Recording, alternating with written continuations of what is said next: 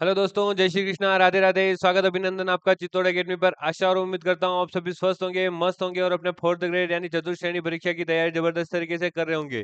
तो साथियों, क्या आप भी कर रहे हैं राजस्थान से जुड़ी किसी भी भर्ती परीक्षा की तैयारी यानी पटवारी, वीडियो, जेलर, कांस्टेबल, एसआई या फिर राजस्थान से जुड़ी किसी भी अन्य भर्ती परीक्षा की तैयारी? तो साथियों, आपके लिए लेकर आ चुका हूँ मैं राजस्थान जीके के 30 दमदार प्रश्न जो आपके सिलेक्शन में अपना रोल प्ले करने वाले हैं। यानी इन प्रश्नों से आप जुड़ जाइए ताकि आपके जो परीक्षा में प्रश्न आने वाले हैं उनसे आप पहले ही मुलाकात कर सकते हैं। तो साथियों, अगर आप चैनल पर नए हैं तो चैनल को सब्सक्राइब जरूर करें, लाइक करें और अपने दोस्तों के साथ, अगर आपको वीडियो पसंद आया तो लाइक करें और अपने दोस्तों के साथ शेयर जरूर करें।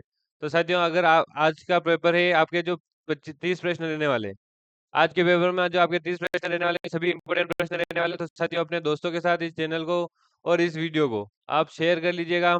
तो शुरू करते हैं अपनी क्लास पहले प्रश्न के साथ।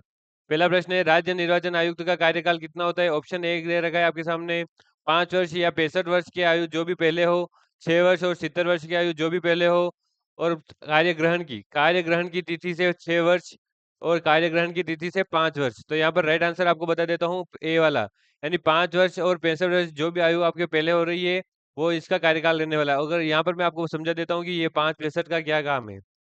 5 65 यानी आपके जो कार्यभार संभाला है, जब से निर्वाचन आयुक्त ने कार्यभार संभाला है, 5 वर्ष हो गए हैं अगर, तो वो या फिर इन 5 वर्ष के भीतर अगर उसकी आयु, उस निर्वाचन आयुक्त की आयु अगर 65 वर्ष से अधिक हो रही है, तो उस इन 5 वर्ष से पहले उसका रिटायरमेंट हो जाएगा, यानी कार्यकाल वहीं पर समाप्त हो जाएगा। इस प्रकार 5 वर्ष या 65 वर्ष जो भी पहले होता है उसका कार्यकाल होता है। नेक्स्ट क्वेश्चन की बात करें, विघटन की स्थिति में, विघटन की स्थिति में किसी पंचायती राज संस्था का कार्यकाल होगा 5 वर्ष, 6 वर्ष मूल संस्था की शेष अवधि के लिए, मूल संस्था की संपूर्ण अवधि के लिए। तो साथियों, आज मैं आपके लिए लेकर आ चुका हूँ 30 प्रश्न। अगर 25 प्रश्न, इनमें से अगर आपने 15 प्लस प्रश्न राइट कर लिए तो साथियों आपका सिलेक्शन कंफर्म होने वाला है। 15 या 15 प्लस अगर आपने प्रश्न राइट कर दिए तो आपका सिलेक्शन यही से कंफर्म होने वाला है, क्योंकि ये जो प्रश्न है आपके पंचायती राज व्यवस्था से जुड़े हुए हैं। तो इन सभी प्रश्नों में इंपॉर्टेंट प्रश्न रहने वाले, सभी के सभी प्रश्न। तो साथियों, जुड़ जाइए और अपने कमेंट में आप अपना आंसर बताते रहिए। तो यहाँ पर इसका राइट आंसर हो जाएगा सी, यानी मूल संस्था की शेष अवधि के लिए।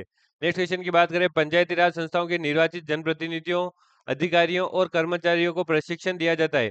कहाँ पर दिया जाता है? तो ग्राम सेवक प्रशिक्षण केंद्र मंडोर, यानी जो आपके जोधपुर में है, पंचायत प्रशिक्षण केंद्र जो डूंगरपुर में है, पंचायत प्रशिक्षण केंद्र आपके अजमेर में है, या फिर उपयुक्त सभी। तो यहाँ पर राइट आंसर आपको बताना है कि उपयुक्त सभी, यानी ये जो आपके तीनों ऑप्शन दे रखे हैं, मंडोर, जोधपुर, डूंगरपुर और अजमेर, ये जो तीनों ऑप्शन दे रखे हैं, ये तीनों के तीनों ऑप्शन आपके राइट हो जाएंगे, यानी यहाँ पर आंसर क्या हो जाएगा? उपयुक्त सभी। नेक्स्ट क्वेश्चन की बात करें, राज्य के प्रथम निर्वाचन आयुक्त थे, इंपॉर्टेंट प्रश्न रहने वाला है, इसको मार्क कर लीजिएगा। अब इंपॉर्टेंट प्रश्न रहने वाला है, राज्य में प्रथम निर्वाचन आयुक्त कौन थे? यानी आपके अभी तो निर्वाचन आयुक्त हैं और प्रथम जो निर्वाचन आयुक्त थे वो आपके इंपॉर्टेंट रहने वाले हैं, तो उनको आप याद जरूर कर लीजिएगा। अगर प्रथम की बात करें तो वो कौन हो जाएंगे आपके? ऑप्शन दे रखे हैं, श्री कृष्ण कुमार गोयल, श्री अमर सिंह राठौर, श्री इंद्रजीत खन्ना, या फिर श्री नवनीत राय। तो यहाँ पर राइट आंसर आपको बताना है श्री अमर सिंह राठौर। श्री अमर सिंह राठौर बिल्कुल राइट आंसर हो जाएगा आपके प्रथम निर्वाचन आयुक्त के लिए। नेक्स्ट क्वेश्चन की बात करें, पांचवा प्रश्न है, राजस्थान में पंचायती राज व्यवस्था के अंतर्गत गठित संस्था है, गठित संस्थाएं कौन कौन सी है? सॉरी, कौन सी है? तो ग्राम पंचायत, पंचायत समिति या जिला परिषद और उपयुक्त सभी। तो यहाँ पर आपको बता देना है कि उपयुक्त सभी, यानी जो आपकी ग्राम पंचायत होती है, पंचायत समिति होती है, जिला परिषद होता है, ये जो तीनों संस्थाएं हैं, ये जो तीनों संस्थाएं वो आपके किसके अंतर्गत, यानी कौन सी व्यवस्था के अंतर्गत है? तो वो है आपके पंचायती राज व्यवस्था के अंतर्गत गठित संस्थाएं हैं। नेक्स्ट क्वेश्चन की बात करें, छठा प्रश्न है, आदर्श ग्राम पंचायत कार्यक्रम का शुभारंभ किया था तो कौन से जिले से किया गया? सीकर में किया, चूरू में, झुंझुनू में और जयपुर में। चार ऑप्शन दे रखे हैं, इनमें से राइट आंसर आपको बताना है सीकर में, यानी ऑप्शन ए बिल्कुल राइट हो जाएगा। आदर्श ग्राम पंचायत कार्यक्रम आपके सीकर में शुभारंभ किया गया।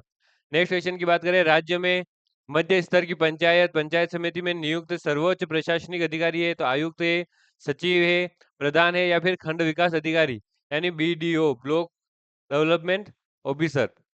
तो बीडीओ, यहाँ पर आपको जो चार ऑप्शन दे रखे हैं इनमें से एक ऑप्शन आपको राइट बताना है, कमेंट में आप बताएंगे।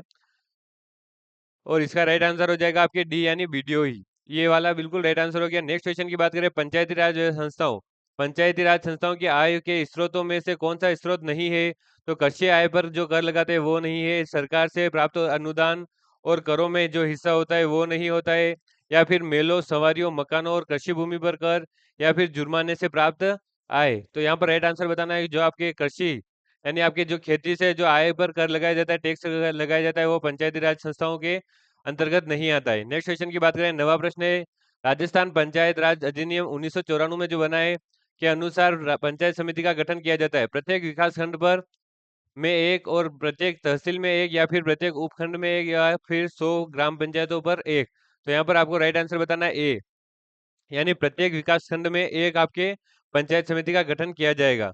नेक्स्ट क्वेश्चन की बात करें, राजस्थान में पंचायत समिति के सदस्य नहीं है तो कौन नहीं होते? पंचायत समिति हेतु जनता द्वारा निर्वाचित सदस्य, या फिर जिला कलेक्टर, या फिर पंचायत समिति के क्षेत्र की सभी ग्राम पंचायतों के सरपंच, और आपके डी ऑप्शन है उस क्षेत्र के विधानसभा सदस्य। तो यहाँ पर राइट आंसर आपको बताना है जिला कलेक्टर, यानी ये जो अधिकारी होते हैं ये पंचायत समिति के सदस्य नहीं होते हैं। नेक्स्ट क्वेश्चन की बात करें, बड़े शहरों में नगर विकास न्यास की अध्यक्ष की नियुक्ति की जाती है, किसके द्वारा की जाती है? राज्यपाल द्वारा, मुख्य न्यायाधीश द्वारा, या फिर राज्य सरकार और राष्ट्रपति द्वारा। तो यहाँ पर चारों ऑप्शन में से आपको राइट आंसर बताना है सी, यानी राज्य सरकार द्वारा। बड़े जो नगर विकास न्यास के जो अध्यक्ष होते हैं उनकी नियुक्ति राज्य सरकार द्वारा की जाती है। नेक्स्ट क्वेश्चन की बात करें तो शहरी स्थानीय स्वशासन निकायों में जो चुनाव लड़ने की न्यूनतम आयु है तो वो क्या है? 21 वर्ष, 25 वर्ष, 18 वर्ष, या फिर 23 वर्ष। तो यहाँ पर आपको राइट आंसर बताना है 21 वर्ष, बिल्कुल राइट आंसर हो जाएगा। न्यूनतम वर्ष आपके 21 वर्ष। नेक्स्ट क्वेश्चन की बात करें, पंचायती राज व्यवस्था की सर्वोत्तम स्तर की जो संस्था है, जिला परिषद के अध्यक्ष और उपाध्यक्ष का चुनाव किया जाता है तो किसके द्वारा होता है? राज्यपाल द्वारा, राज्य सरकार द्वारा, राज्यपाल की सिफारिश पर राष्ट्रपति द्वारा, या फिर जिला परिषद के जनता से निर्वाचित निदेशकों द्वारा अपने में से एक। यानी जो आपके जनता चुनेगी जिला परिषद के सदस्य उनमें से एक। तो यहाँ पर राइट आंसर आपके हो जाएगा डी, यानी ये वाला जिला परिषद के जनता से निर्वाचित निदेशकों द्वारा अपने में से एक। नेक्स्ट क्वेश्चन की बात करें, ग्राम पंचायत के उप सरपंच का निर्वाचन किया जाता है, किसके द्वारा किया जाता है? तो ग्राम पंचायत क्षेत्र के समस्त पंजीकृत मतदाताओं द्वारा, यानी अपने चुनाव के माध्यम से, या फिर सरपंच द्वारा मनोनयन, यानी सरपंच जो अपनी मर्जी के अनुसार स्वविवेक से किसी को भी उप सरपंच बना दे, या फिर बहुमत दल के पंचों द्वारा अपने में से एक बनाए, या फिर निर्वाचित सभी पंचों द्वारा अपने में से एक को। तो यहाँ पर राइट आंसर हो जाएगा जो आपके वार्ड पंच आपके जो चुने गए हैं उनमें से एक किसी को भी अपने में से एक को उप सरपंच का निर्वाचन किया जाएगा। नेक्स्ट क्वेश्चन है, ग्राम पंचायतों के जो अध्यक्ष है यानी सरपंच का चुनाव होता है, कैसे होता है, किस माध्यम से होता है?